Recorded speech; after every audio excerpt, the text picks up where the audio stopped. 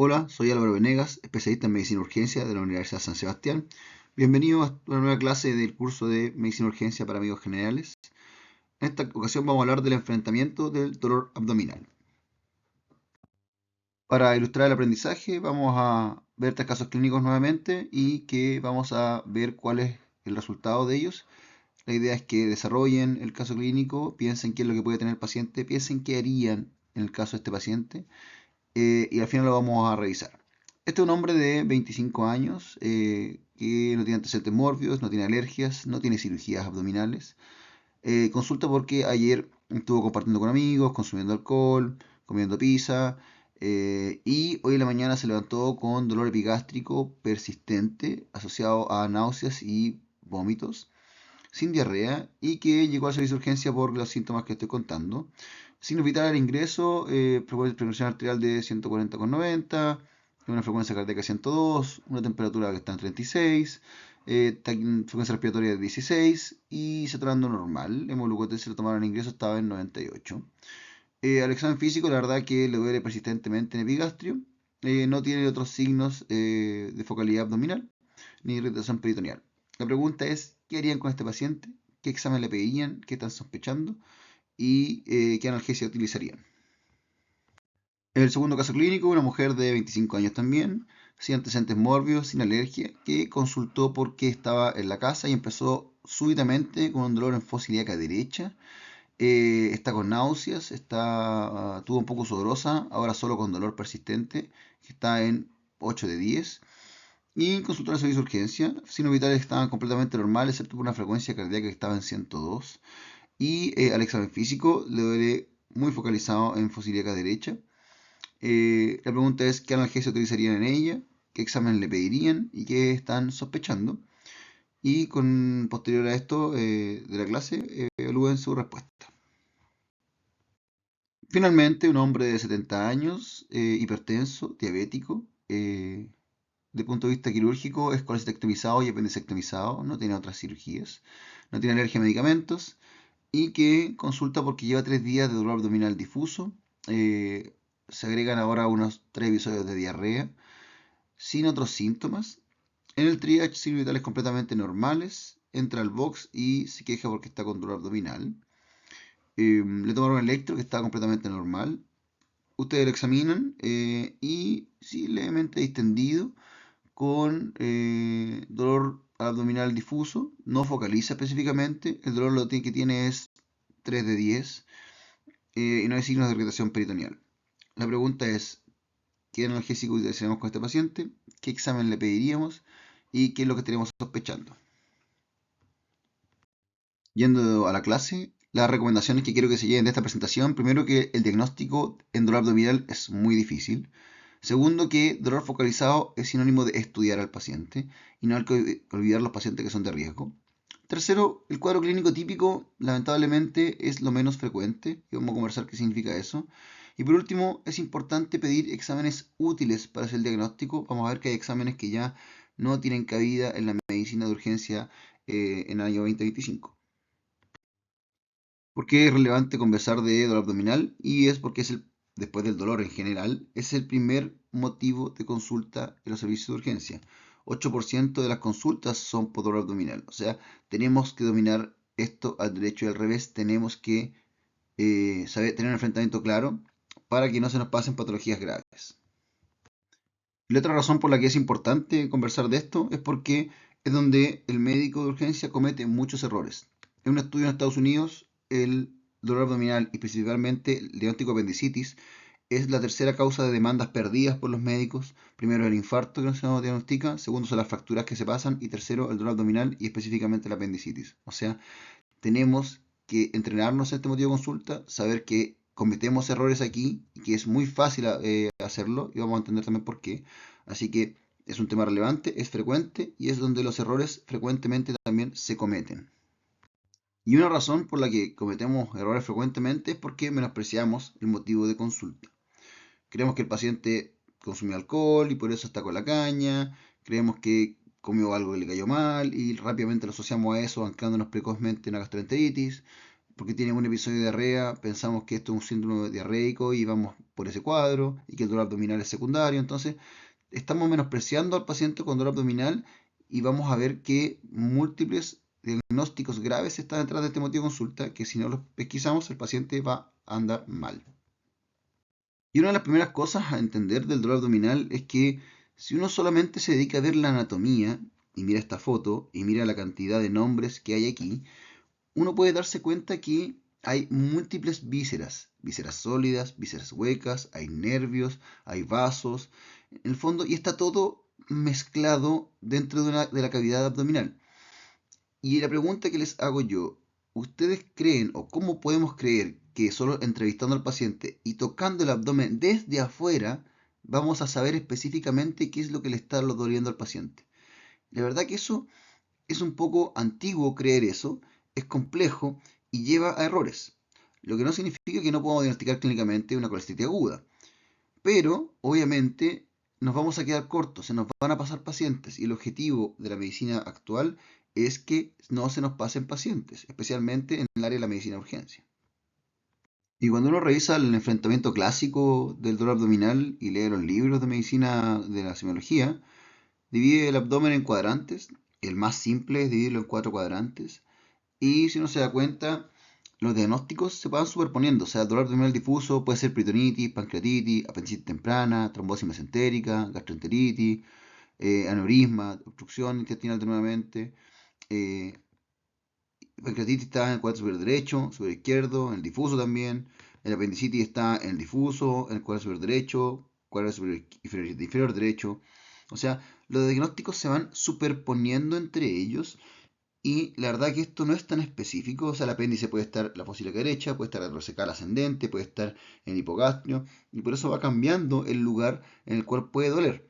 La pancreatitis puede doler en todo el abdomen superior, no necesariamente en una zona localizada.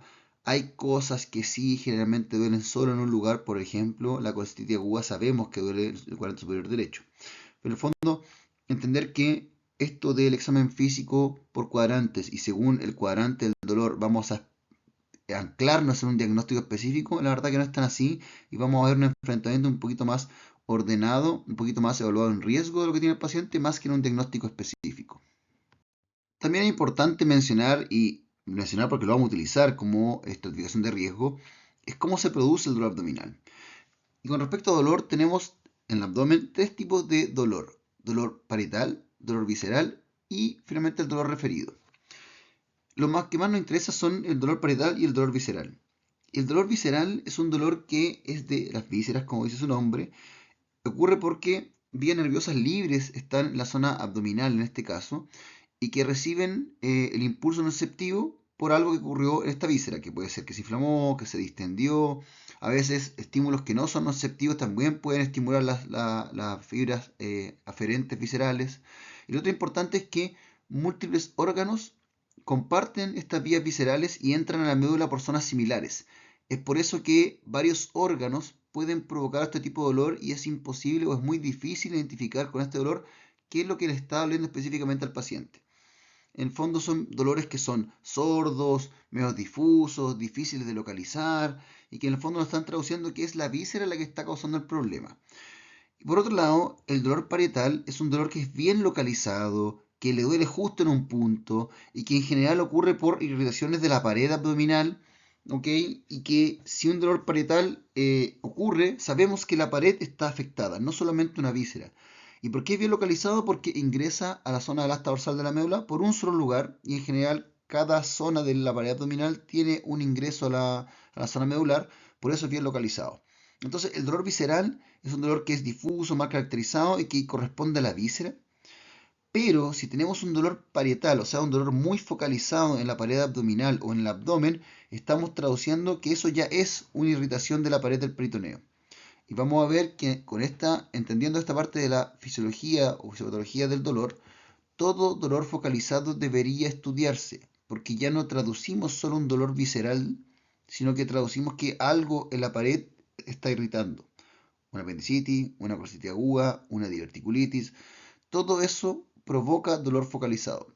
Así que desde hoy en adelante que un paciente tenga dolor focalizado al examen abdominal o te cuente que el dolor es focalizado en la historia, eso nos hace gatillar la conducta de que hay que estudiar al paciente. Esto no es solamente un síndrome diarreico, un dolor visceral difuso, es algo que puede estar cursando de importancia, que puede ser quirúrgico o puede ser tratamiento médico hospitalizado.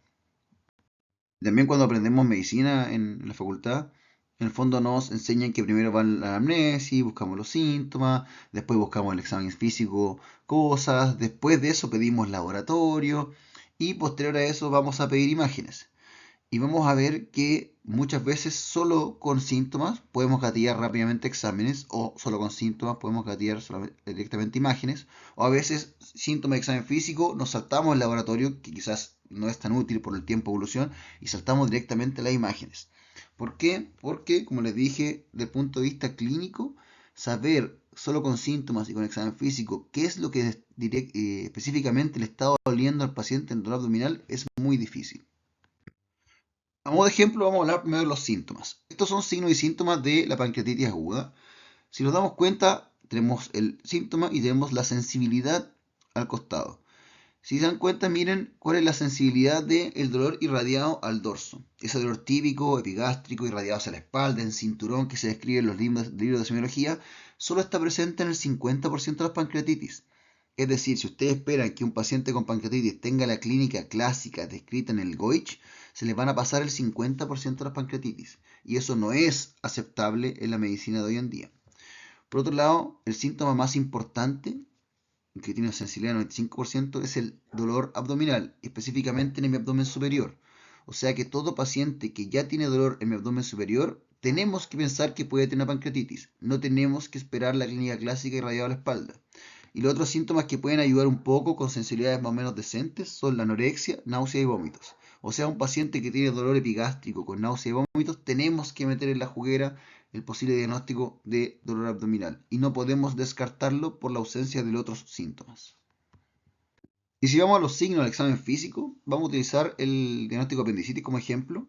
Este es un cuadro de el Rational Clinical Examination del JAMA, que nos va a mostrar cuál es la sensibilidad y la especificidad de los signos clínicos de la apendicitis. Y si nos vamos a los signos que descartan con LR negativos, el LR negativo útil tiene que ser menor a 0.1. Si ustedes se dan cuenta de los signos clínicos que hay en apendicitis, no hay absolutamente ninguno que tenga utilidad para descartar. O sea, la ausencia del Bloomberg, la ausencia del psoas, la ausencia del dolor de rebote, todo no puede descartar que el paciente tenga una apendicitis.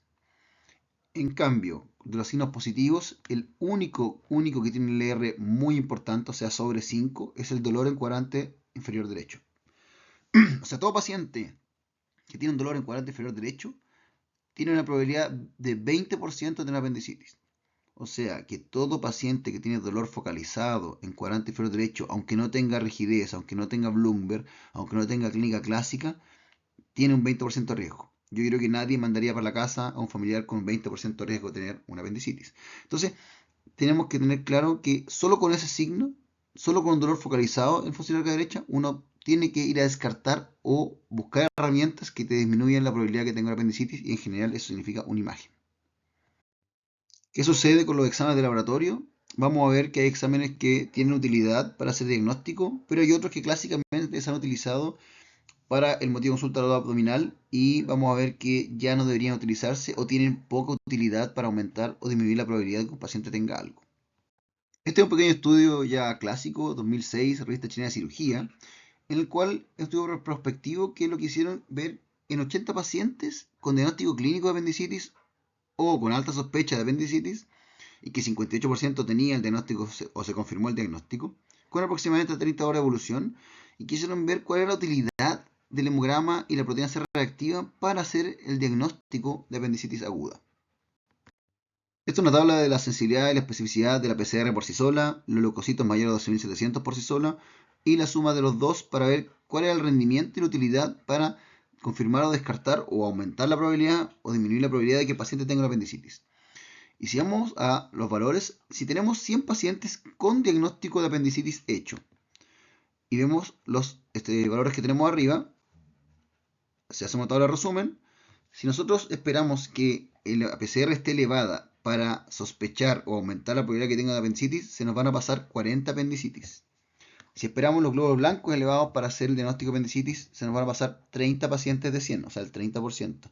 Y si esperamos que los dos estén elevados, se nos van a pasar más del 50% de las apendicitis. O sea que el hemograma y la PCR elevados es muy tardío y no nos va a hacer que se nos pasen muchos pacientes con apendicitis que los mandamos por la casa porque no tenían estos parámetros elevados. Por otro lado, si tenemos 100 exámenes positivos, o sea, PCR, glóbulo blanco y PCR, glóbulo blanco elevados, y solo con esa información, el examen físico y esos exámenes alterados, a 100 pacientes positivos los metemos a pabellón, solo con PCR positiva, vamos a meter 12 pacientes a pabellón que no tenían apendicitis. Si esperamos glóbulos blancos positivos y con eso lo metemos a pabellón, vamos a meter 30 pacientes a pabellón que no tenían apendicitis. Y por último, si tenemos el hemograma con glóbulo blanco elevado más la PCR elevada, elevados, y con eso metemos el paciente a pabellón, vamos a meter al pabellón 10 pacientes que no tienen apendicitis, o sea, al menos el 10%. Y esto es relevante porque en el fondo estamos metiendo a pabellón con los costos que eso significa, y si bien la mortalidad de la cirugía de apendicitis es muy baja, puede fallecer un paciente que no tenía indicación de operarse. O sea que el hemograma y la PCR elevados no te aumentan la probabilidad de que el paciente tenga apendicitis, por lo menos en forma razonable. Y si estos están normales, estás descartando 30, 40 o 50% de los pacientes que sí tenían apendicitis. Finalmente, el mensaje de esto es que el hemograma y la PCR para el diagnóstico de apendicitis no te aporta nada ni te resta nada. Es un examen que es completamente inútil. Y lo otro del hemograma y la PCR es que hay que ver que tienen tiempos en los cuales se empiezan a elevar. La medicina clásica, los pacientes consultaban en forma tardía, 24, 48, 72 horas de los cuadros clínicos, y efectivamente los exámenes aparecían elevados, pero porque había un tiempo de elevación. Hoy en día los pacientes consultan con 6, 8, 12, máximo 24 horas de dolor. Por tanto, si vemos aquí, los glóbulos blancos se demoran entre 4 a 6 horas en empezar a elevarse, con un pico a las 24 horas. Si el paciente consultó a las 12 horas, puede tener blancos completamente normales en cualquier cuadro de inflamación abdominal, pancreatitis, apendicitis, diverticulitis. La PCR se empieza a elevar a las 8 horas, con un pico a las 36 a 48 horas. O sea, un paciente con 24 horas de dolor, con PCR normal, no va a estar elevada o va a estar mínimamente elevada, no va a estar llegando a su pic, así que no podemos tomar decisiones con exámenes que lo que están viendo es el pasado del paciente. 24, 36, 48 horas de la inflamación que estaba en ese minuto del paciente.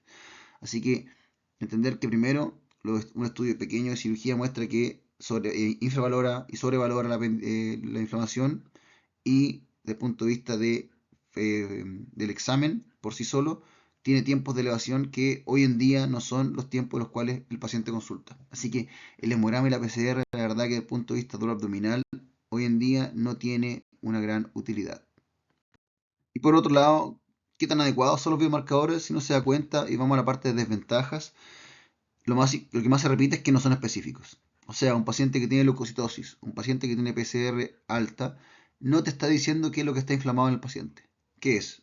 Una diverticulitis, un síndrome diarreico, una apendicitis, una colestitis aguda, una pancreatitis, un absceso, una perforación. La verdad que no lo sabemos. Por tanto, si además que de ser poco sensibles, también es poco específico, ¿qué utilidad tiene un marcador que me dice algo está pasando, pero puede ser algo leve o puede ser algo grave? La verdad que no tiene mucho sentido. Y lo último que vamos a conversar con respecto a los exámenes es sobre la amilasa y la lipasa en el diagnóstico de pancreatitis aguda. Si este cuadro lo miran, se dan cuenta que la amilasa y la lipasa tienen sensibilidad y especificidad bastante buenas. La amilasa es más específica que sensible, pero la lipasa tiene una sensibilidad y especificidad de 94-96%. Es mucho mejor que la lipasa para confirmar y para descartar un cuadro de pancreatitis. Y si hagamos un ejemplo, si tenemos un paciente con dolor en mi abdomen superior, que ustedes están sospechando que el paciente tiene una pancreatitis, y ustedes le piden amilasa y lipasa como aparece en los libros de medicina que hay que solicitar, y la lipasa sale normal y la amilasa está elevada. Ahí la pregunta es, ¿el paciente tiene pancreatitis? Porque si nos damos cuenta, la lipasa para descartar es muy muy buena, tiene un LR de 0.06, mucho menor a 0.1, que es lo que les expliqué que es muy bueno. ¿Tiene pancreatitis?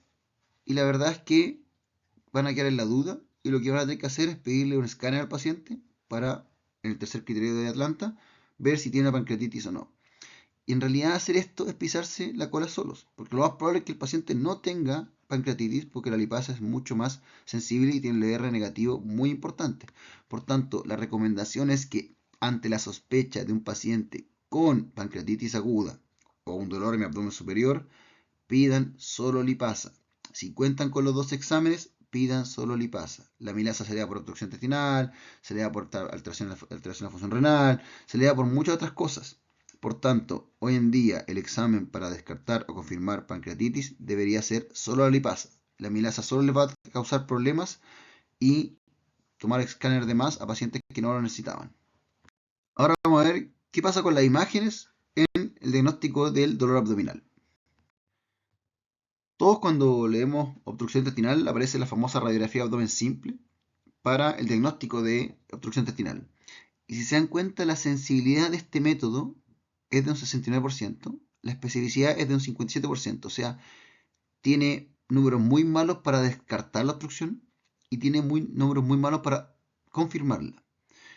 Y hoy en día ningún cirujano va a meter a pabellón un paciente con una radiografía de abdomen simple. O sea, incluso aunque salga positiva como esta imagen, con niveles hidroaéreos, distensión de asas, le van a pedir un escáner para saber, confirmar que está obstruido, número uno. Y segundo, ver dónde está obstruido para poder entrar con mayor confianza y ver qué es lo que va a hacer el cirujano. Por tanto, si no descarta, y además, si está positivo, tampoco te lo confirma, es un examen que hoy en día está en la historia de la medicina. No deberíamos pedir en un centro que cuenta con escáner una radiografía de abdomen simple para confirmar o descartar el diagnóstico, ni siquiera para hacer screening, ¿ok? Por tanto, hoy en día un paciente con sospecha de obstrucción intestinal, la radiografía de abdomen simple no debería utilizarse. ¿Qué pasa con la ecografía? Hay que saber que la ecografía no es para ver todos los órganos que hay en el abdomen, no sirve para ver vísceras huecas. La ecografía tiene una utilidad muy importante, pero en patología biliar, en patología ginecológica y más o menos en sospecha de apendicitis aguda, principalmente en niños o en gente muy delgada en que sea fácil ver el apéndice y específicamente con radiólogos bien entrenados. Y aún así, con radiólogos bien entrenados, la sensibilidad no supera el 85%.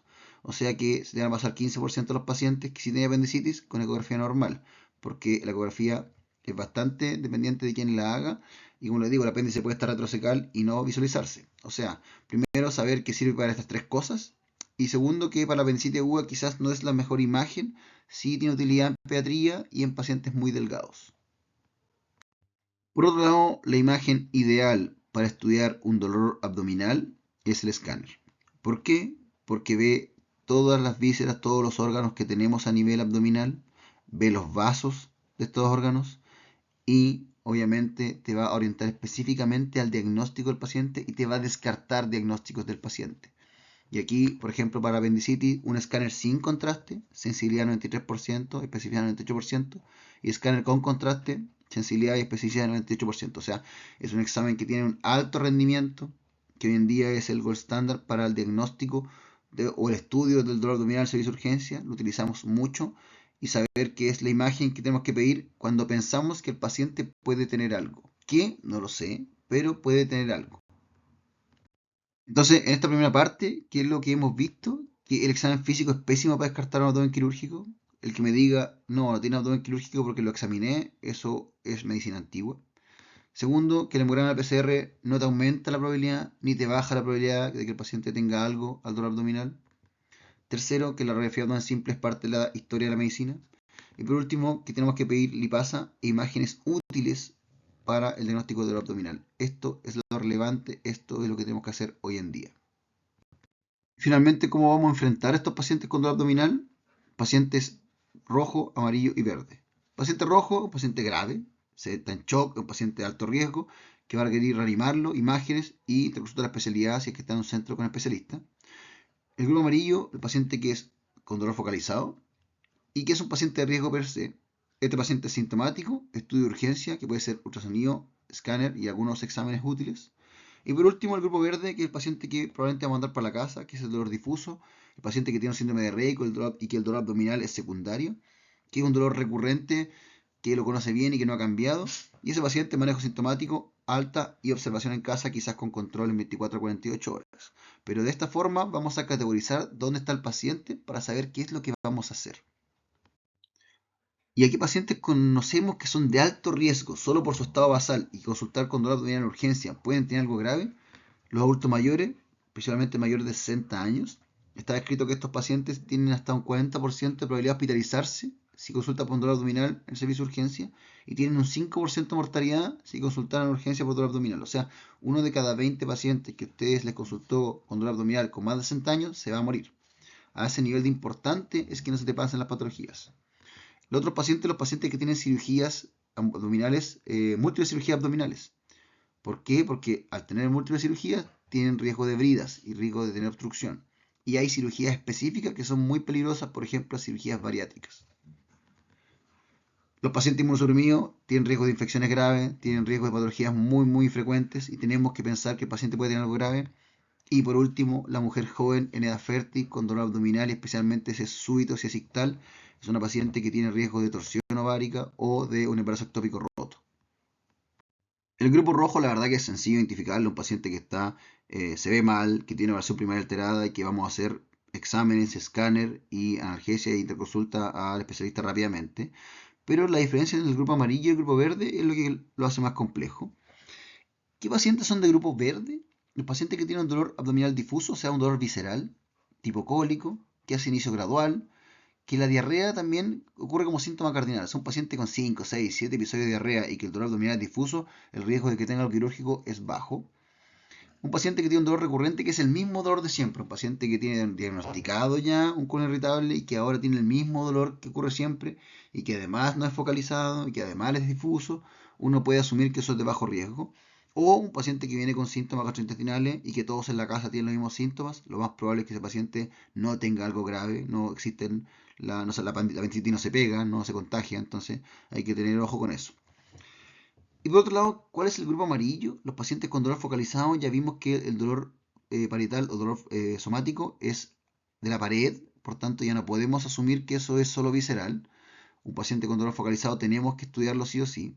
Ojo con los pacientes que tienen dolor, vómitos y sin diarrea, porque no puedes diagnosticar al paciente como una gastroenteritis o como decimos nosotros los urgenciólogos, un síndrome diarreico agudo si no tiene diarrea.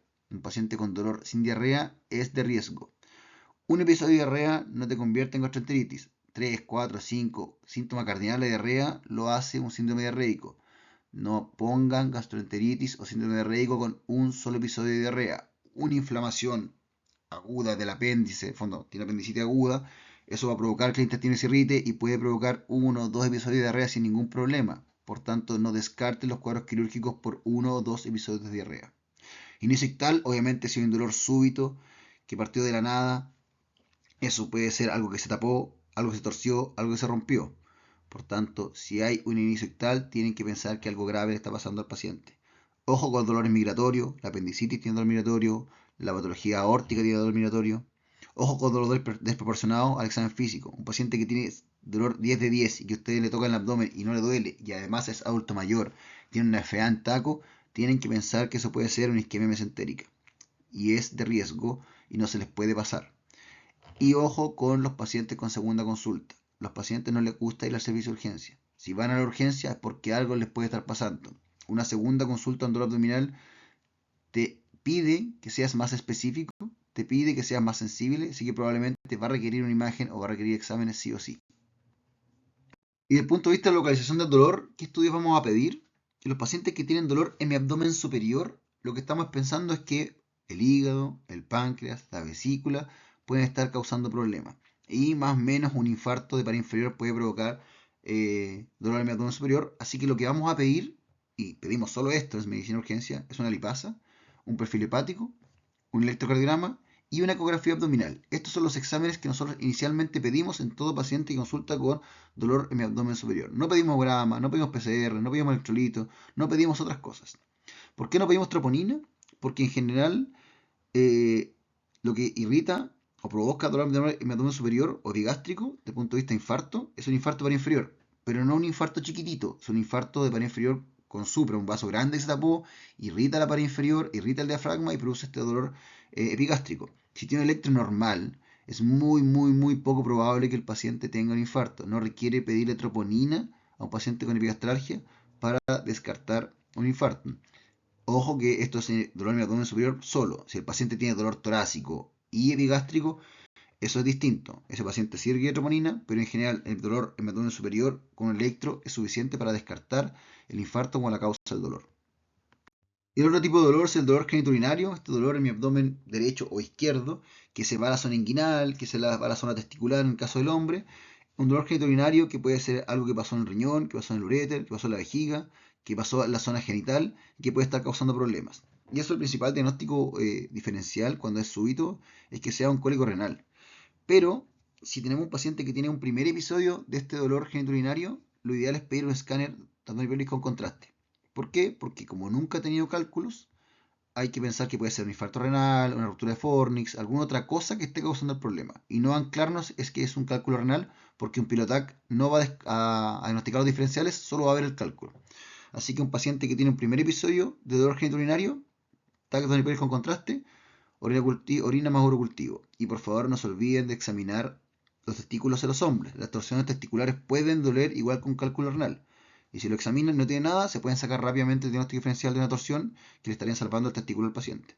Ahora, si el paciente tiene antecedentes de cálculos renales, le ha pasado otras veces y el dolor es el mismo, suficiente sería un Pilotac, orina y urocultivo. ¿Ok? Por otro lado, ya conversamos que un paciente con dolor abdominal focalizado lo que requiere es una imagen para ver qué es lo que pasó. Si es en el abdomen superior, vamos a partir con el estudio de lipasa, perfil hepático, electro y eco. Si eso sale normal y el paciente persiste con dolor focalizado, requiere un escáner de abdomen y pelvis. Y el dolor focalizado en cualquier otra parte del abdomen, en el abdomen inferior, derecho, izquierdo, hipogástrico, va a requerir un escáner para ver qué es lo que le está causando dolor al paciente. ¿Qué pasa con el dolor pélvico? En la mujer vamos a pedir una beta-HCG para sacarnos el embarazo ectópico, orina uro pensando que puede ser una infección urinaria, y escáner o ecoginecológica dependiendo de lo que estemos pensando, dependiendo de la beta-HCG. Y no olvidar en los hombres examinar los testículos. Un dolor pélvico o dolor hipogástrico tienen que ver que la torsión testicular no sea la causa del problema, o a veces incluso una orquipididimitis. Ojo con los dolores tipo vasculares. Un paciente con dolor vascular es un paciente que estaba de la nada y empezó con un dolor ictal a nivel abdominal. Si tenemos un paciente adulto mayor con un dolor abdominal en forma ictal, lo que tenemos que sospechar es que algo se rompió, algo se tapó, algo se torció. Y el adulto mayor es principalmente que algo se rompió o se tapó. Y aquí el angiotac de abdomen y pelvis sería la imagen ideal. En cambio, un adulto joven con un dolor ictal, lo más probable es que algo se haya torcido o se haya perforado o roto. Así que la escala de abdomen y pelvis con contraste es suficiente para sacarse los diagnósticos diferenciales porque es muy poco probable que un adulto joven tenga una disección aórtica o tenga una isquemia mesentérica o tenga una disección de alguna otra arteria. Así que adulto mayor con dolor ictal, angiotac. Adulto joven con dolor ictal, TAC de abdomen y pelvis. Y por último, para recordar el tema analgesia en el servicio de urgencia y con respecto al dolor abdominal, este libro que es muy antiguo, me parece que del 67, que es un libro de cirugía de dolor abdominal, que decía que no había que dejar la analgesia a los pacientes con dolor abdominal porque iba a enmascarar el cuadro quirúrgico. La verdad que eso no tiene mucho sentido. Y ese mismo libro, en el año 2000, sacó un review y dijo que no darle analgesia a un paciente con dolor abdominal es tortura, no está bien hecho, es negligente. Así que por favor eviten dejarle, o sea, no pueden no darle analgesia al paciente con dolor abdominal. Si el paciente tiene apendicitis y le pasan fentanilo, le pasan morfina, el apéndice va a seguir inflamado, le va a seguir doliendo. Incluso hay estudios que muestran que pasar la analgesia al paciente con dolor abdominal te limpia el cuadro y es más fácil encontrar un dolor focalizado. Así que por favor dejemos la medicina antigua, dejemos de estos mitos de no dar analgesia para evitar enmascarar el cuadro. Sabemos que es mentira y el mismo libro de cirugía del 67 del año 2000 dijo que esto ya no iba. Y por último, por otro lado, el alivio del dolor temprano y apropiado para los pacientes con dolor abdominal agudo es humano, no afecta negativamente la perspicacia diagnóstica ni la toma de decisiones clínicas y debe ser considerado como parte del tratamiento inicial de cada uno de estos pacientes. ¿Y por qué? Porque el alivio del dolor es un derecho humano y es una obligación ética del profesional de salud hoy en día. No podemos permitirnos el no dejarle analgesia a un paciente que está sufriendo en el servicio de urgencia. Todo paciente con dolor tiene que calmarse el dolor, tiene que estar tranquilo para nosotros tener tiempo de hacer diagnóstico mientras el paciente no está sufriendo. Así que por favor, déjenle analgesia y buena analgesia a los pacientes con dolor abdominal u otros dolores del servicio de urgencia, porque como digo, es parte de lo que tenemos que hacer como profesionales de salud. Entonces, recordar que tenemos que categorizar a estos pacientes en grupo rojo, como les digo, es fácil, porque es el paciente que está grave, pero el grupo amarillo y el grupo verde se pone más complejo, pero tenemos que tratar de identificarlo. ¿Por qué? Porque el dolor focalizado y el paciente de riesgo van a requerir estudio, y porque el paciente que tiene un dolor difuso, visceral, que síndrome de Raynaud, que el dolor es secundario, podemos manejarlo en forma ambulatoria. O sea, tenemos que meter a estos pacientes en uno de estos tres grupos para saber qué es lo que vamos a hacer con el paciente.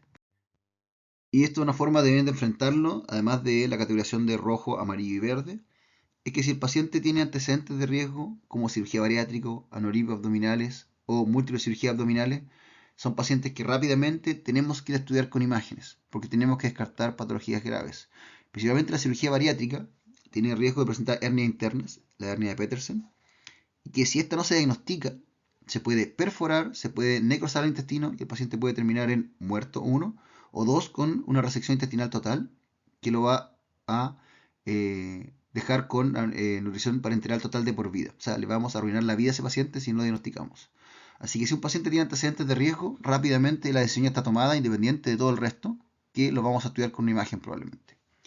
Si no tiene antecedentes de riesgo, el paciente hay que buscar si es un paciente de riesgo. Inmunosuprimido, adulto mayor, paciente dependiente, o sea, alguien que un tercero te está contando la historia, por tanto no es una historia que venga de la persona que le está causando el dolor, ya es de riesgo. Y la mujer joven en fértil con dolor abdominal tenemos que pensar que puede ser un embarazo ectópico. Si no es un paciente de riesgo, tenemos que pensar en la historia de riesgo. Si es de inicio ictal, sabemos que tenemos que estudiarlo. Un dolor abdominal sin diarrea, sabemos que tiene riesgo. O dolor abdominal migratorio, rápidamente vamos a ir a buscar qué es lo que le está pasando al paciente, probablemente con una imagen. Y por último, si todo eso está normal, pero al examen físico le encontramos sin irritación peritoneal, encontramos un dolor focalizado, encontramos un dolor desproporcional al examen físico, sabemos que tenemos que ir a estudiar al paciente, ir a descartar causas graves probablemente con una imagen. En el fondo, para ir resumiendo esto, si el paciente tiene antecedentes de riesgo, la respuesta es sí. Lo que hay que hacer es estudiarlo. Si la respuesta es no, lo siguiente que hay que ver es si es un paciente de riesgo. Si la respuesta es sí, hay que estudiar a ese paciente. Si la respuesta es no, hay que ver cómo está la historia. ¿Es una historia de riesgo? Si la respuesta es sí, vamos a ir a estudiar a ese paciente. Si la respuesta es no, vamos a ir a buscar el examen físico. Si este examen físico es de riesgo, vamos a ir a estudiar al paciente. Y si la respuesta es no, ok, este es un paciente que no tiene antecedente de riesgo, no es un paciente de riesgo, no tiene historia de riesgo, no tiene examen físico de riesgo, es un paciente que si tiene dolor visceral, síndrome diarreico, podemos dejarle manejo sintomático, reevaluarlo antes del alta y controlarlo si es que nos parece relevante. En el fondo, que hemos conversado, que el diagnóstico del abdominal es muy difícil. Hay muchas vísceras, hay arterias, está todo mezclado, está todo pegado. En pacientes con abdomen muy globuloso es muy difícil de palpar, así que solo con la historia y el examen físico, tratar de hacer el diagnóstico es súper difícil y se están arriesgando mucho. Paciente con dolor focalizado es un dolor somático, es sinónimo de ser estudiado. Y no hay que olvidar cuáles son los pacientes de riesgo, ¿cierto? El cuadro clínico típico, difuso, signos de psoas, signos de Lumber, son súper poco frecuentes y si solo nos apegamos a diagnosticar a esos pacientes se nos van a pasar la mayoría. Por último, es importante pedir exámenes útiles, no pidan más amilasa, pidan solo lipasa, pidan perfil hepático, pidan imágenes que nos hagan el diagnóstico o nos descarten diagnósticos en los pacientes. Por último, volviendo a los casos clínicos, este paciente que estuvo ayer compartiendo con los amigos, consumiendo alcohol, que consultó con dolor epigástrico, el estudio sería una lipasa, perfil hepático, una ecografía abdominal y un electro, y salió con una lipasa en 3000 y lo que el paciente tiene es una pancreatitis aguda. Si lo hubiéramos dejado con un paciente que solo tiene caña, probablemente se nos hubiera pasado y hubiera tenido secuelas importantes. Esta mujer con dolor en fósila derecha de inicio súbito, le pedimos una beta, que salió negativa, le pedimos orina uro, le pedimos un escáner y lo que el paciente tuvo es una torsión ovárica. Así que ojo con los dolores súbitos en la mujer en edad fértil, podría haber sido un embarazo ectópico roto. Pero en este caso una torsión ovárica es diagnóstico muy urgente porque le podemos salvar el ovario a la paciente si lo hacemos rápido. Si lo mandamos para la casa, probablemente va a perder su ovario y eso puede intervenir en su vida familiar a futuro. Y por último, este adulto mayor con dolor abdominal difuso de 3 días que tiene 2 cirugías previas. Lo que hay que hacer con este paciente es un paciente adulto mayor, ya tiene alto riesgo por eso y además tiene múltiples cirugías previas. Así que lo que hay que hacer a este paciente es tomar un escáner y lo que tenía el paciente es una obstrucción intestinal. Y les dejo este meme que muchas veces parece como una burla hacia el médico de urgencia, pero la verdad es que así muchas veces nosotros nos saltamos pasos para llegar a exámenes que son mucho más sensibles, mucho más específicos. Muchas veces nos saltamos el examen físico y los exámenes para llegar a la imagen. Y eso a veces se ve, es mal visto por otras especialidades, pero hay que entender que tiene una razón de ser en el contexto, por ejemplo, del dolor abdominal. Bueno, espero que les haya gustado la clase y que sigamos viéndonos en este curso de medicina urgencia para médicos generales. Un abrazo, que esté muy bien. Chau.